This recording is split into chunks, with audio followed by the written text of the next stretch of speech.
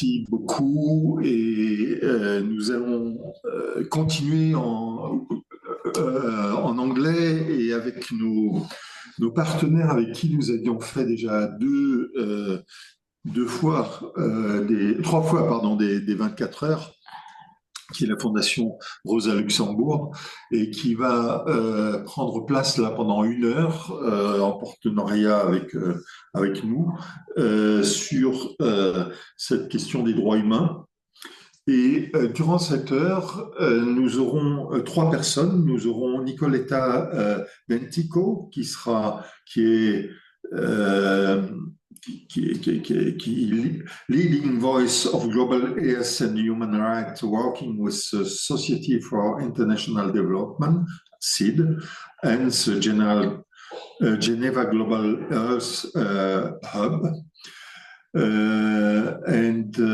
She will examine the intersection of civil society dynamics, donor agendas, and global health landscape. Then we will have Murad Akincilar. Murad has extensive expertise in international humanitarian law, bilateral relations, and protection of children and civilians in conflict zones, a very important topic. He has coordinated humanitarian actions project for refugees, children, managed initiative focused on the right to development and lead projects on conflict resolution within the framework of international cooperation. And then our friend Vera Wuchold. Eva is office director and program director for social rights at the Rosa Luxemburg Fondation in Geneva. She has extensive experience in global human rights advocacy, focusing on the intersectional of peace, development, and civil society empowerment. We are very happy to be with you, and we heard this word of intersectional fights, and I think this is what unites us to not isolate the fights, and the whole 24-hour concept is about this, to interlink our engagement and initiatives. And I welcome as the first speaker Nicoletta Dentico, who will speak about the impact of projectualization on civil society and the need to break out of silos, to reclaim civil societies, focus on grassroots human rights struggles. So I give you the floor, Nicoletta, for your intervention, and we are happy that you are all with us here today.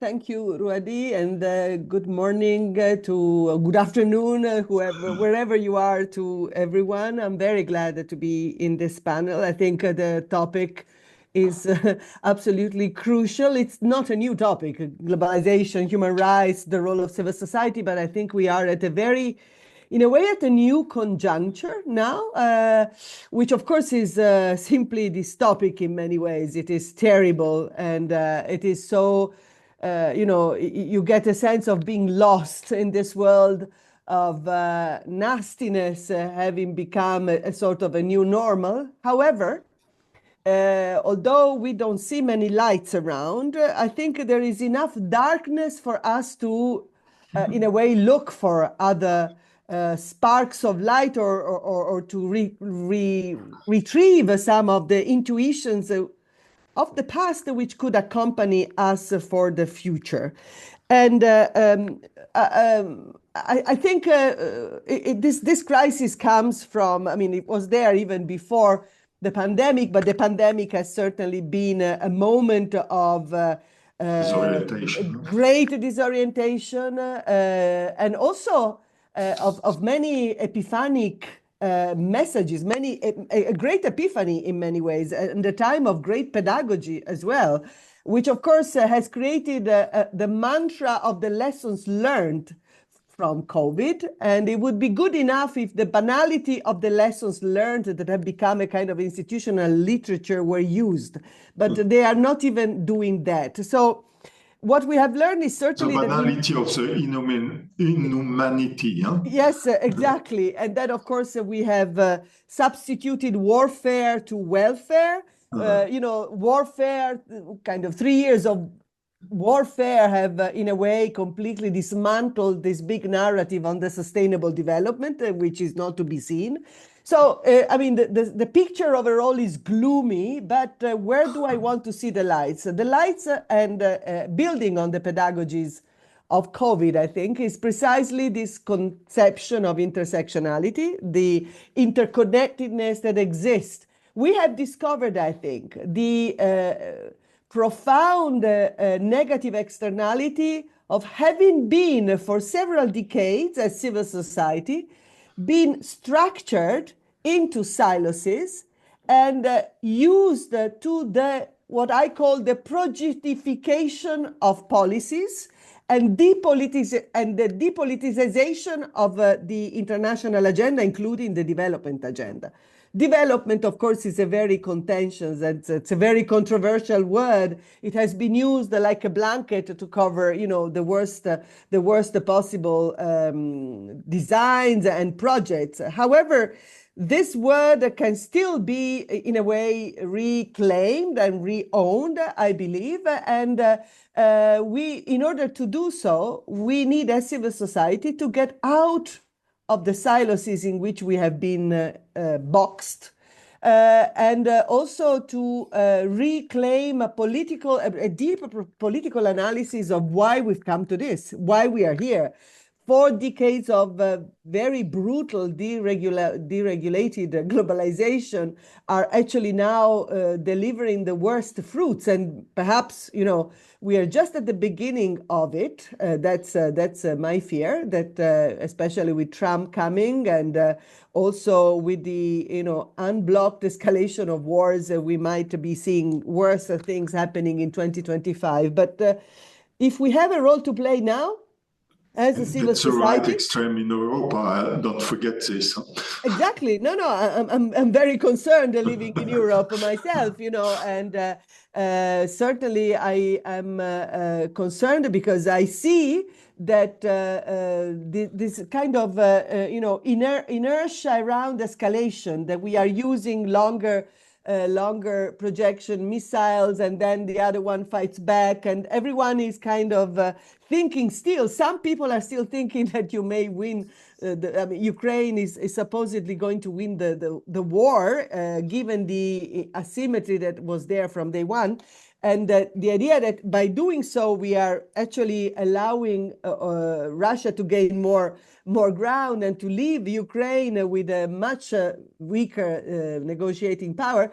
I mean, this idea that war and the escalation of war is the only way to go, which is there and which we see, combined with the immense fragility of Europe, the global rising of right-wing forces. I mean, we are, as I said, at the beginning of it in a way after some 5 years. But this is what Gramsci would call the sort of interregnum of a world order that was pretty disordered already, gone, and something that is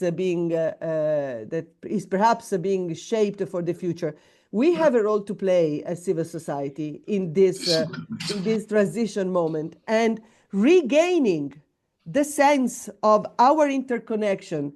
Whatever we do, that we cannot deal with the one topic of our interest alone, but we need to connect that topic, be health, be food, be war, climate change, the feminist agenda, finance, even the humanitarian agenda. I think Murad will get into this, I guess, needs to be completely revisited, because also humanitarianism has completely been, transformed, disfigured, I would say,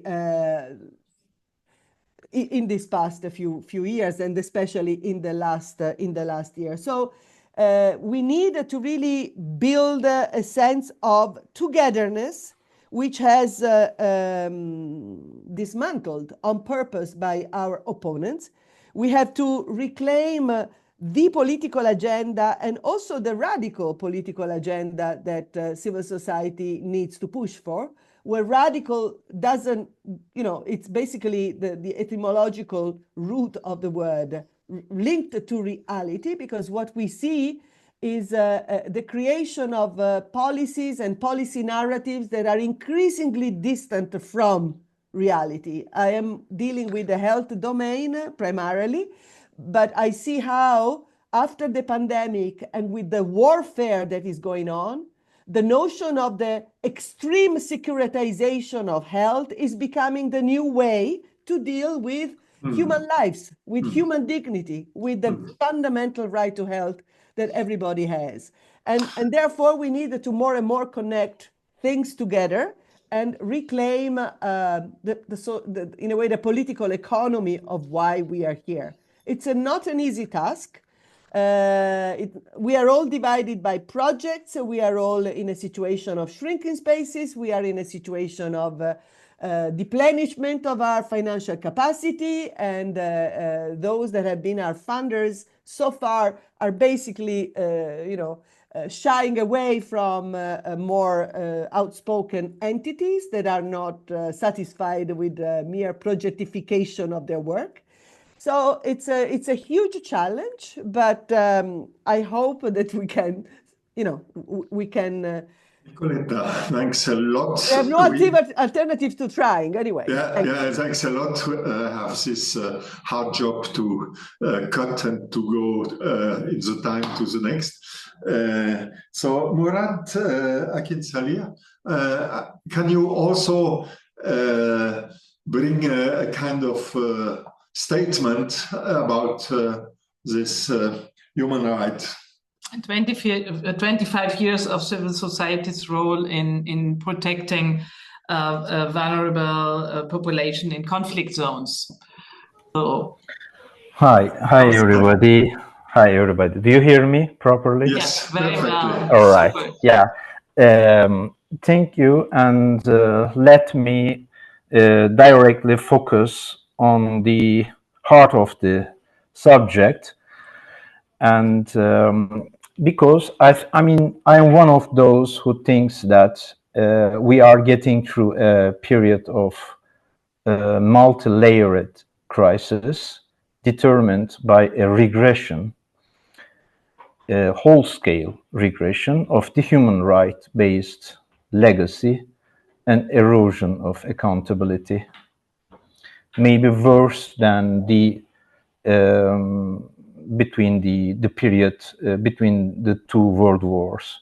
The regression in the implementation of the international humanitarian law and the weakness in protecting civilian populations during armed conflicts over the last 25 years can be attributed to several interrelated factors according to my experience and according to my consideration.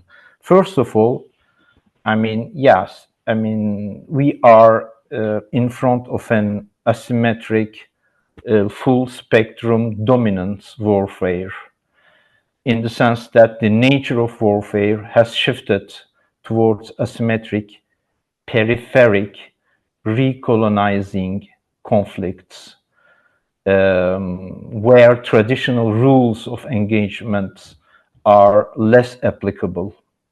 Secondly, I think, diplomatically, I can say that there is a problem of lack of political will. So there is often a lack of political will, if not a strategic choice among militarized states to enforce international humanitarian law, especially when it conflicts with their national, regional, or colonial interests. Thirdly, I would like to mention the weak enforcement mechanisms. The mechanisms for enforcing the international humanitarian law, such as the International Criminal Court, are often limited in their reach and effectiveness, and the role of the UN Security Council can counterbalance the reach and the effectiveness of our, hardly gained enforcement mechanisms in the multilateral system. So let me talk about the advanced weaponry also, the role of the technology. So the use of advanced weaponry, including drones and precision guided munitions, they've led to unintended, or in many cases intended, civilian casualties. And my fifth point is the rise of cyber warfare, which introduce new challenges that are not adequately addressed by existing international humanitarian law frameworks. My sixth point is the spread of misinformation and propaganda, which can obscure the truth about violations of human rights and making it harder to hold perpetrators accountable. And governments, one of my last 3 points is the role that governments and multinational corporations, and in some cases paramilitary actors, played by these actors, which may control media narratives, which can frame the public debate to justify their actions and downplay civilian harm, and also justify actions of political warfare, which is in general, neglected by the peace movements. Many conflicts are driven by competition over natural resources, leading to a disregard for international humanitarian law in the pursuit of economic gains. So economic interests is overriding humanitarian concerns, leading to a lack of enforcement of the international law. So in many conflict zones, not only in Gaza, humanitarian access is restricted, making it difficult for aid organizations to reach and protect civilians. It's a general, nearly universal pattern. And the safety of humanitarian workers is often at risk. So 98% of the humanitarian workers killed are from the local populations, further complicating the efforts to provide aid and protection. And my last 2 points that I would expect to go into detail maybe during the second part of the debate is the public apathy, embedded and over-fragmented civil society, and social fatigue. Yeah, the public may become desensitized to the suffering, some sort of an apathy, which is constructed apathy to the suffering of civilians in distant conflicts, leading to a lack of pressure on governments to uphold the international humanitarian law acquis. The fragmentation and the shrinking space of civil society is part of this framing imposed by states, corporations, and regular and irregular armed forces.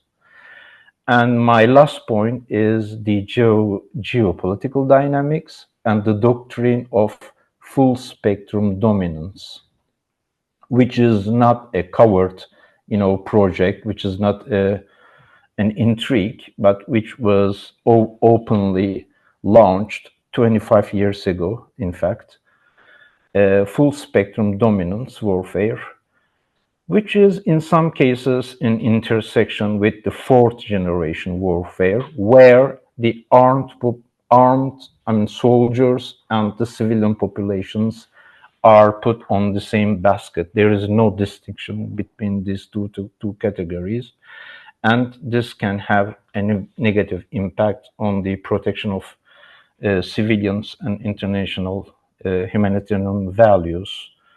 So yeah, I think I have already used my 6 or 7 minutes. That's all for the moment. Thank you very much. Thanks also. It's very interesting. Yeah, fantastic. All these aspects you brought into the discussion. I just, to make the bridge to Eva, take public apathy and social fatigue as keywords to bring your engagement in activation and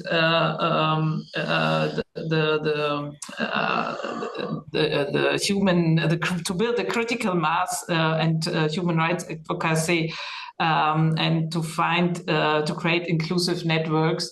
And this is the work which you have done with Rosa, Luxemburg Foundation, and you will continue in this sense. Eva, the floor is yours. Thank you. Thanks a lot, Vera, and Ruedi also for the invitation. So this is the first time that I'm invited to and not inviting others to join this 24-hour dialogue, which is also nice. Like I didn't have all that work that you had beforehand, and and I also think that the topic you've chosen is very critical at this moment, of course, and that's why I'm even more delighted to be part of this. Of course, Nicoletta and Murad have said most of what I would like to contribute to this discussion. I think it's also because Rosa Luxemburg Foundation has been working with Nicoletta and Murad for the last couple of years, and we've had loads of discussions, particularly on these kind of topics that we are discussing today. As the two of them have said, despite, I would say, progress that has been made in the human rights framework over the past 25 years, we can't say that there hasn't been anything achieved. I mean, there were lots of agreements, lots of resolutions. So there has been progress for sure. But this progress, I would also say, as the two speakers before me, is increasingly overshadowed by persisting and escalating challenges, particularly in the last couple of years. And Nicoletta mentioned COVID and the wars, and Murad has also talked about this. So I also see like a clear erosion of rights in the context of particularly these ongoing wars, but also in the context of authoritarianism, as you already said, and also in the context of growing global inequality.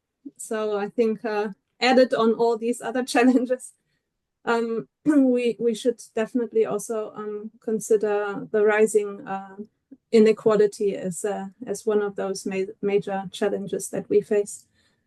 So I would like to focus on three aspects.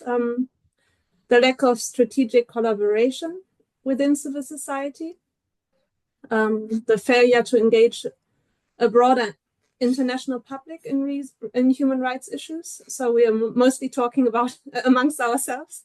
I know that these 24-hour sessions try to break this up, and many other activities do so as well. But in the end, it's us talking about these issues that, and we don't really manage to reach out to other people that much. And I would like to talk about missed opportunities to build a critical mass. Vera, you just referred to that already. A critical mass that is capable of pressuring human rights violators, not only pointing at things, but that is really capable of transformation. And with regard to this, Nicoletta has already used the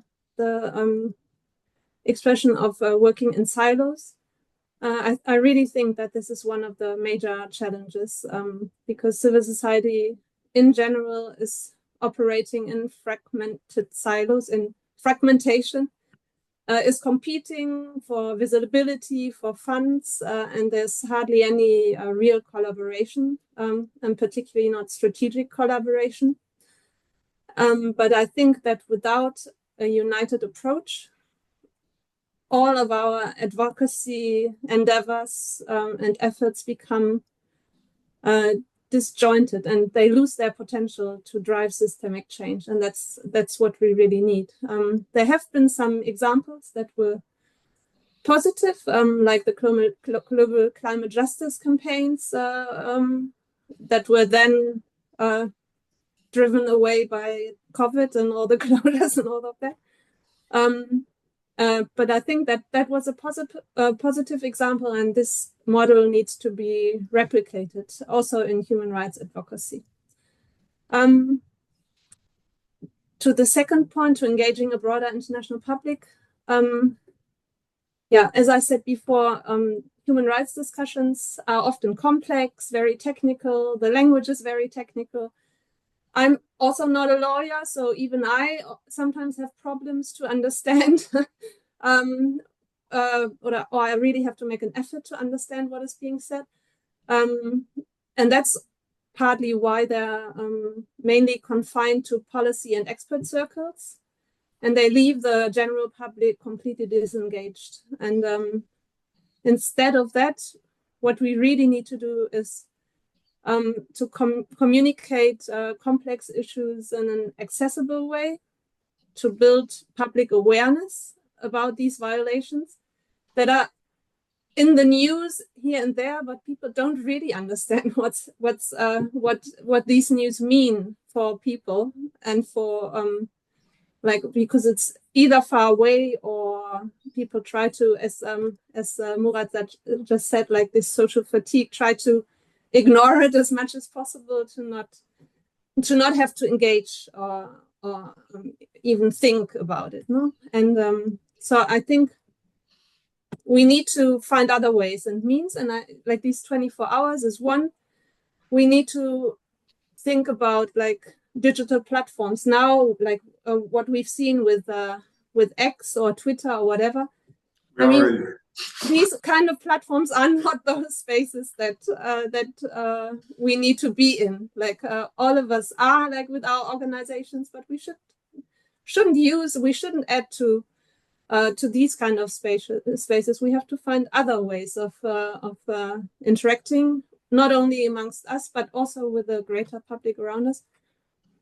We also, the three of us, Vera, Ruedi, we talked about visual storytelling, and we need to find other tools. Like we tried to come up with this Atlas series that was distributed through newspapers. Like we really have to find ways to connect the greater public to the contexts in which these human rights violations take place, and I think that only that will foster empathy and action in the end.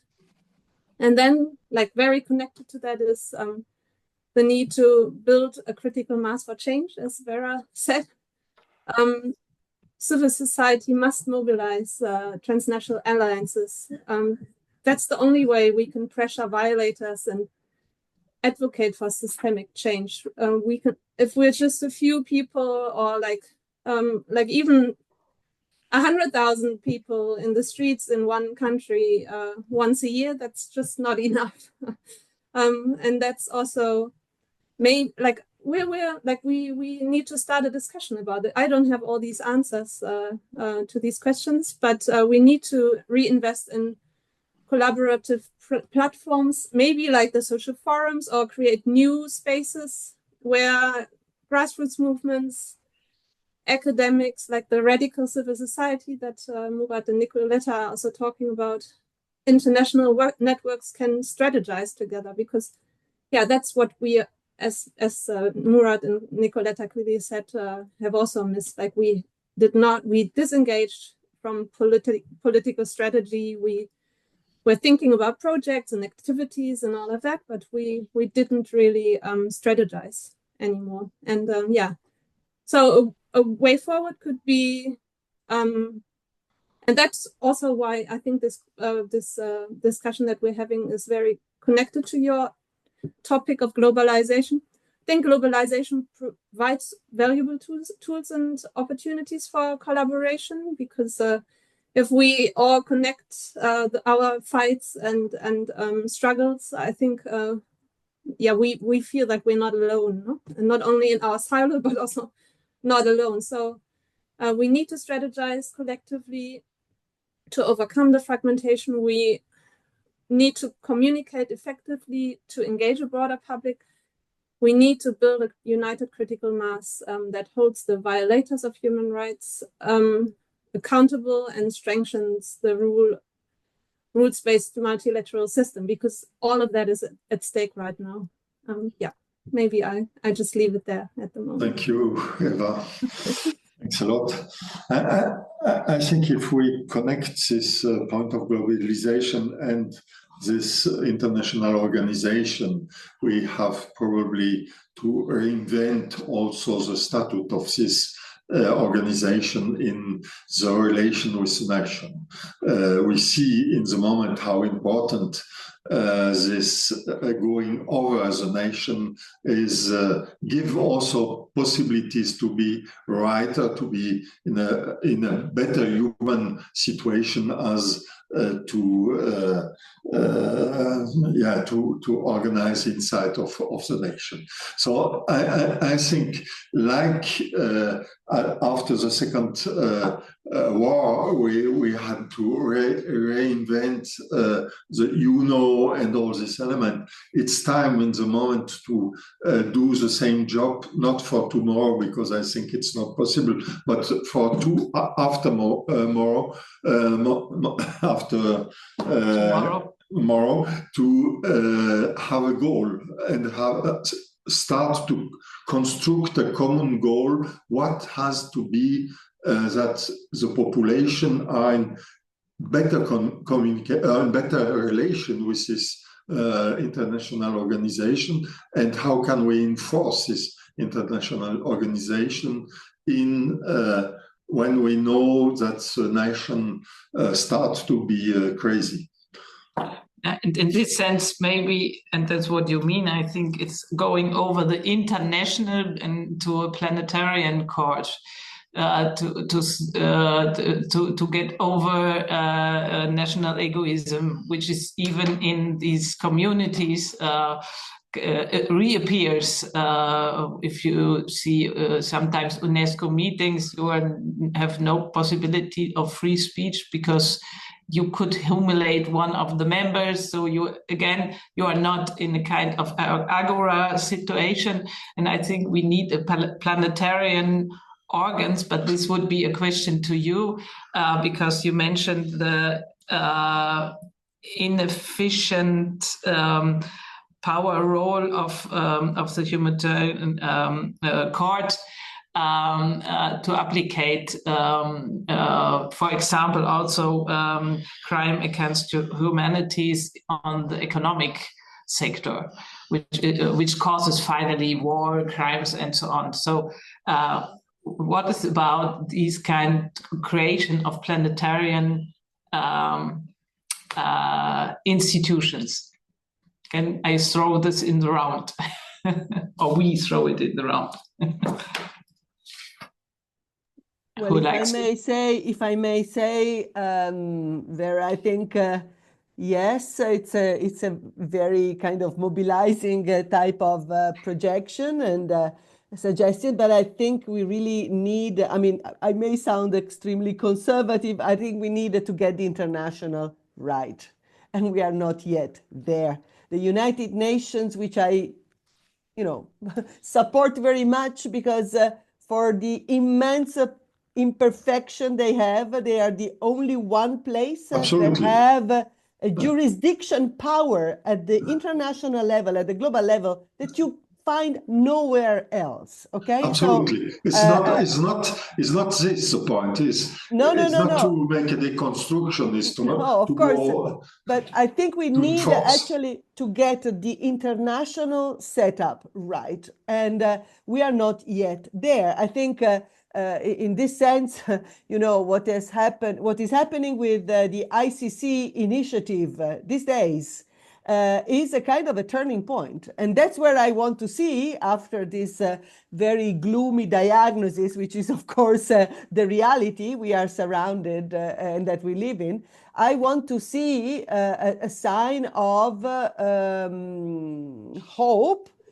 But I mean, not hope for the sake of hoping, a hope that we can work on as a civil society, that we can actually densify. For the first time, the ICC is basically taking an initiative and against, those of these leaders that, or these countries that appear to be completely, out of the rules of law and have been allowed to be completely out of the rules of laws for over 60 years, and now are called to accountability. Of course, the human price for this step, which comes too late, definitely too late, is huge. But this is the reality which we have, and it is also the first time that the ICC is basically taking actions with white men, white leaders. This already happened with Putin. Now we have the situation with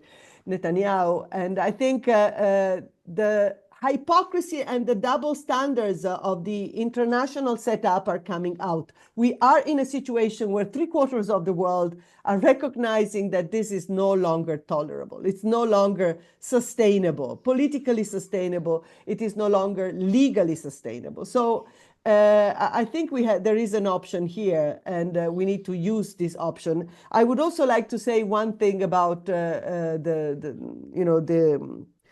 social fatigue, certainly, and the public apathy. Of course, yes, the public apathy is undeniable. I mean, Pasolini, many years ago, 50 years ago, already declared, that the greatest threat was this logic of market, consumerism, and this new God that has been created that is now combined with the God of technology. So there are this, the desacralization of life towards, market logics, us being transformed into clients and consumers. This is certainly there. But I also here would like to say that there is a widespread rage in this world that emerges in many manifestations. I mean, I'm thinking of people, especially young generations, young people. Look at what happened in Bangladesh. Look at what happened in Kenya. Look at what is happening today in Nigeria. Look at also what happened with this Jewish young generations in Europe and in the US particularly, on top of what Eva was mentioning earlier about the climate change communities. Also, I think indigenous populations are getting more and more politicized and more protagonist of the global health, the global agenda, not food, finances, and so on and so forth. So I think there is a space. I want to give you just one very national example. In Italy, there is a law that has been very brutally introduced, which is the differentiated autonomy of the regions in Italy, meaning that the rich will get their fiscal autonomy, and the south regions will be even more seriously penalized. Well, we had a referendum, and 500,000 signatures would be needed to have this referendum, endorsed. We got 1.5 million signatures. So there was a real great reaction of society, thanks to the trade unions, thanks to the, a mobilization of forces, young people, structured entities. So these are the dynamics, I think, that Eva was advocating for. I think this is actually this recreating a social mobilization fabric that recognizes what the priorities are, where to start, what the opportunities are, and not to be lost in so many meetings and so many, different rivulets of engagement where our opponents that are in a great solidarity among themselves. I mean, they are not fragmented at all. They know exactly how to keep us busy. Instead of following all these different rivulets of engagement, we should really step back and decide strategically, what do we need? What do we have to do? And how also to build towards this planetary vision that, Vera, you were looking for, planetary vision of going beyond the anthropocentric model of development, the anthropocentric way of, the modalities of production, the globalized modalities of production that we have today.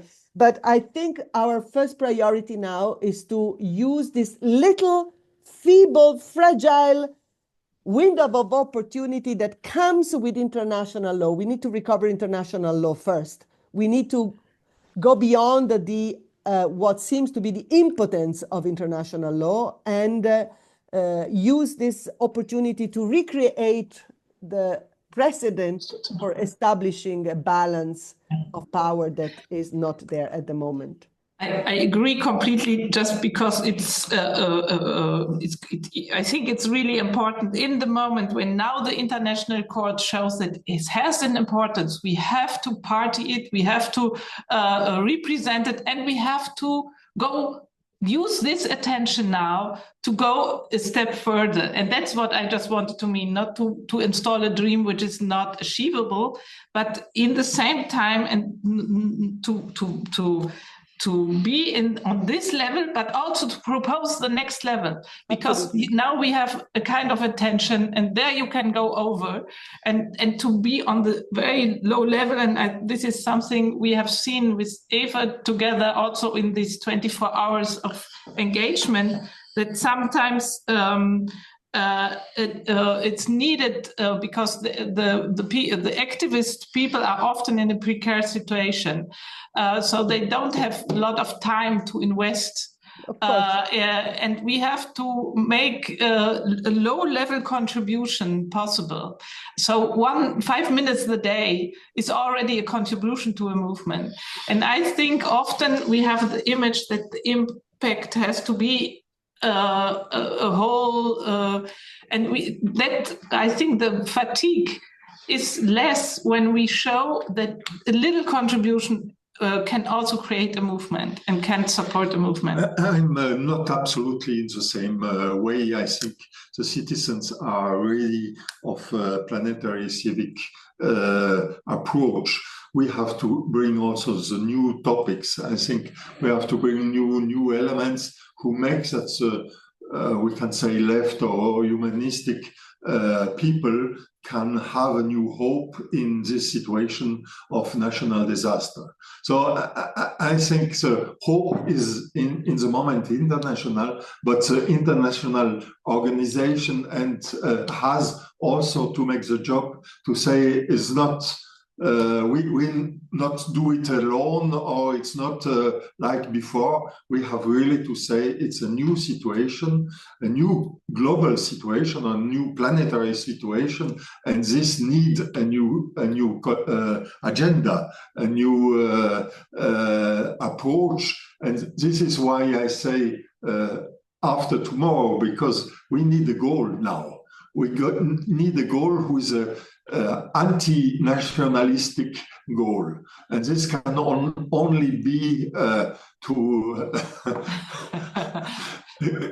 is probably a little bit utopic, but in the same time, I think we need also to dream a little bit in this terrible world. This was, but so Eva and Murad, you have the floor also, and we keep.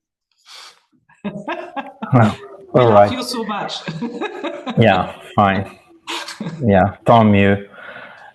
Now we are 5, panelists, and we have 11 attendees. So we can discuss in a very familiar, in the family way, because we are not politicians, hopefully. We are not diplomats. we are not over-mediatized intellectuals. I mean, we are just activists and part of the very already shrunk civil society. So we can be quite, I mean, we can, I would like to express myself in an open-hearted way.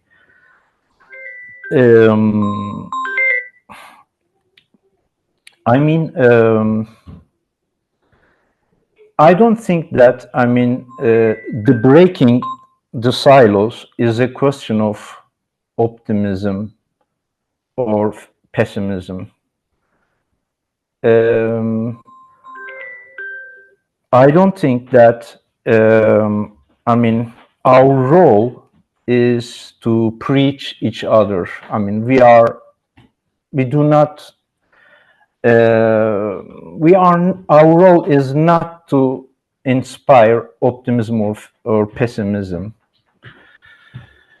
And I am one of those who thinks that we are a bit delayed in analyzing our situation.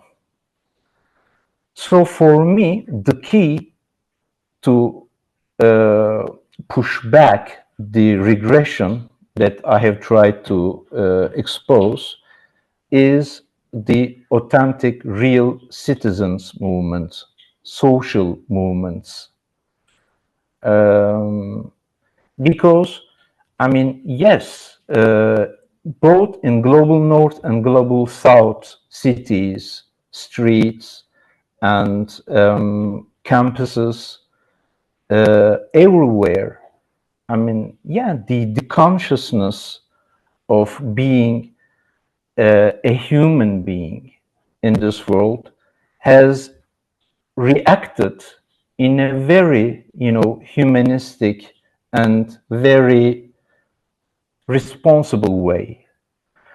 And because of the millions of, men and women and children and families and progressive Jews and students, despite repression and all the maneuvers of framing the public debate and indoctrination, militaristic propaganda, yes, because of this mobilization that international humanitarian law has worked. Because of the People's Health Movement and their allies that today we can still, defend the public health as a right. Because of the peasants and workers, La Via Campesina, that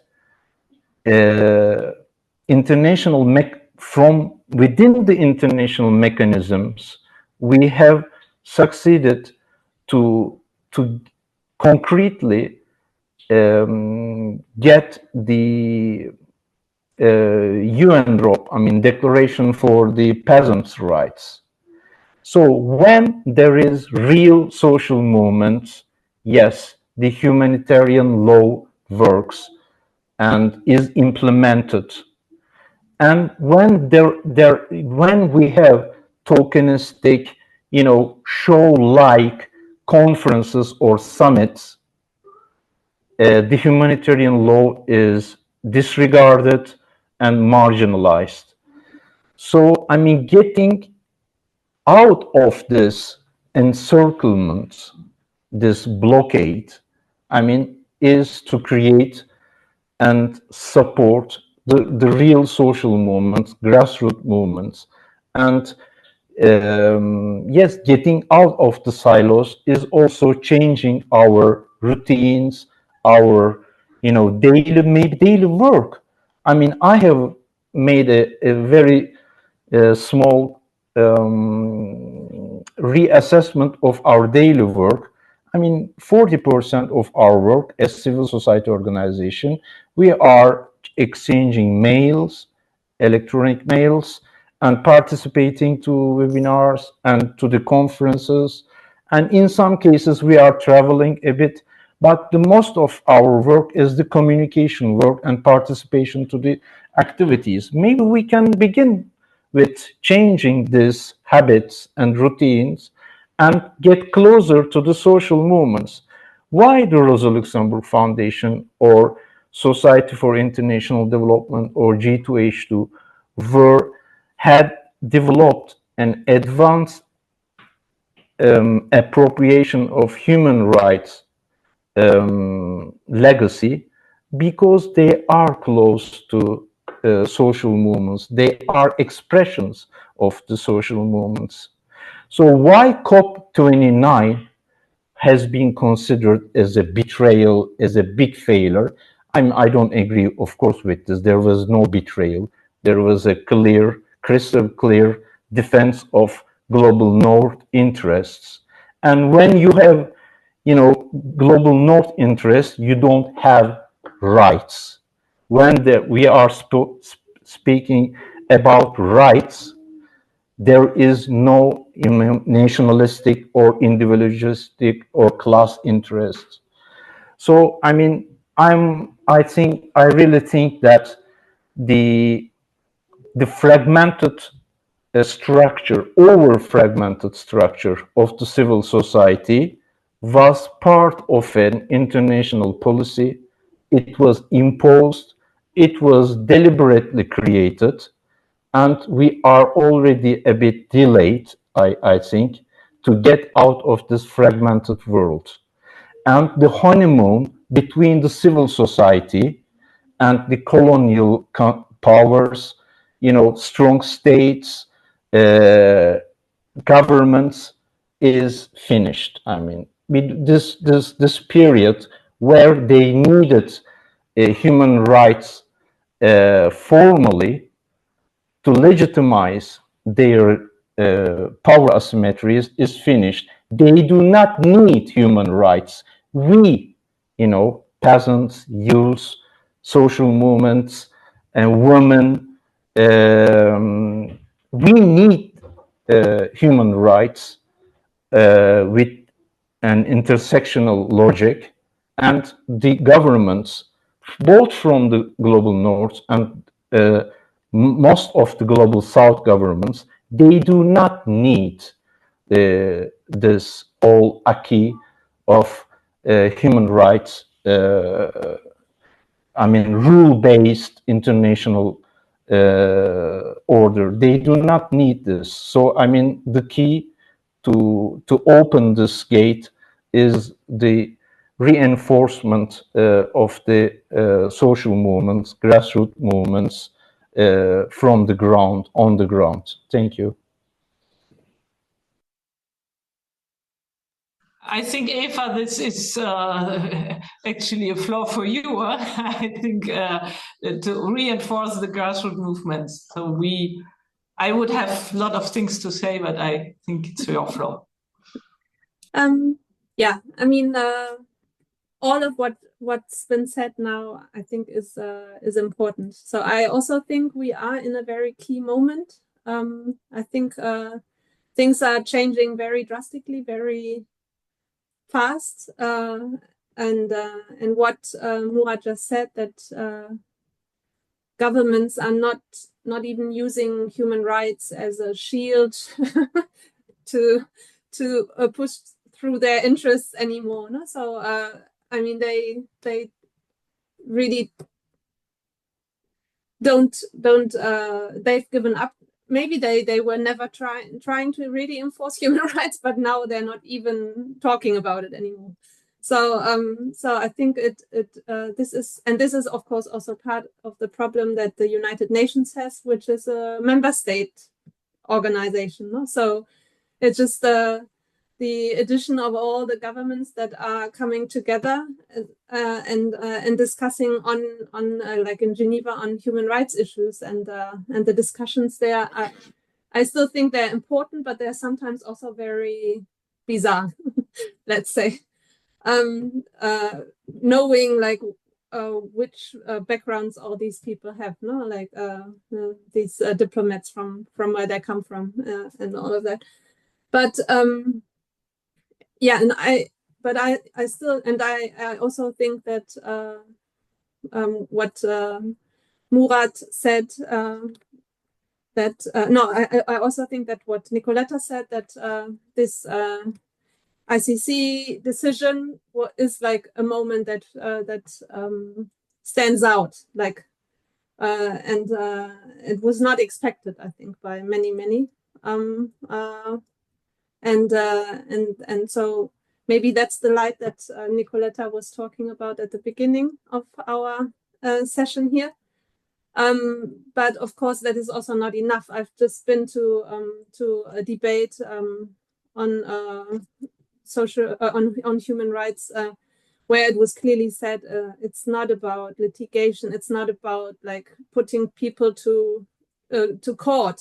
That's important, of course, that war criminals and all these other people are being confronted with the crimes that they did, but that's not the point. Because if we get lost in all of that only, we don't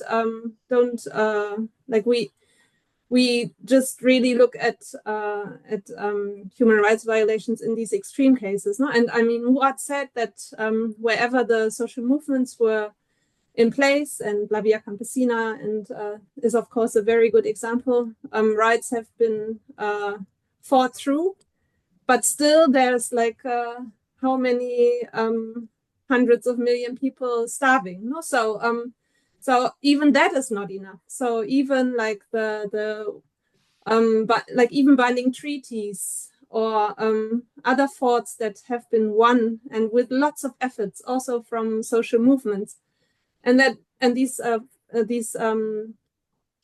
wins were very important. But even that is not enough, because people are still starving and people are still fleeing, and governments don't seem to care. But still, I mean, I think we need places like the United Nations, and we also need to keep talking to the governments. The honeymoon, I think, was never really there, at least from my side. I never felt like I never felt like being in a honeymoon when looking at my changing governments. We have 4 minutes, so yes. We are very close. Yes. But I think I cut. Everything has been said. I cut a little bit too early, Nicoletta, and I will give Nicoletta as a conclusion. No, I fully agree to that.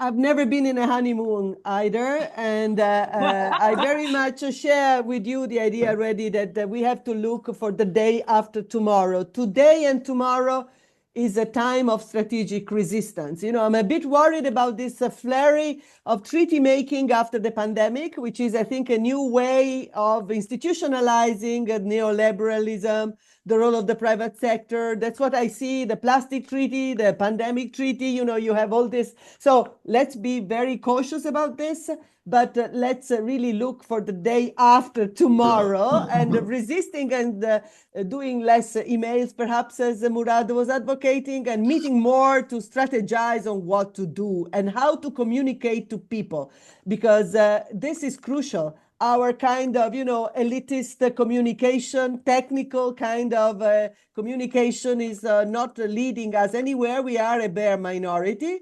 I agree with Eva, it's not enough. And we need to reach out to a lot of people, because I think there is a lot of rage and a lot of hunger, I mean, political hunger, that we must intercept and channel in a way. Otherwise, this is going to be a very violent future ahead of us. We have to prove again that Earth is not flat. Exactly. Yeah, exactly. And we had in the first hour Dudu Dien, who spoke about to said that the globalization is a concept. It's not a truth which is coming from the sky. No. And so we have, and I agree with what you said. We and this is our profession, to work on imaginaries, because the imaginary which has installed itself is an inhuman imaginary, and but it's seen in Switzerland. We had a publication which is saying that Trump is optimist of future, and he's a negationist of future. And how can this imaginary have installed like that? And it's a global imaginary. And I think we have to work on this by reinforcing and working with the tools we have in the moment. And I agree that the social movements, but an accessible social movement. And I insist on this because I think we can't expect too much, but if we, by also qualifying little contributions, the contributions can extend, and and this empowerment and internet and transnational solidarity is very important. And I'm so grateful for all these concepts you gave us, and we will refer to. Thank you so much, and hopefully we can work together in the future for the new imaginaries. Thanks a lot. Thanks a lot. And yeah, a good continuation. And I would love to be there for the apéro in Paris later on. But you just have time. Yeah, that's true. Come over. Yeah. But then we work, huh? Party and work. But today we party already. The international court. See you soon. Bye-bye. Bye. Thank you. Thank you. Thank you. Ciao. Ciao. Ciao. Thank you.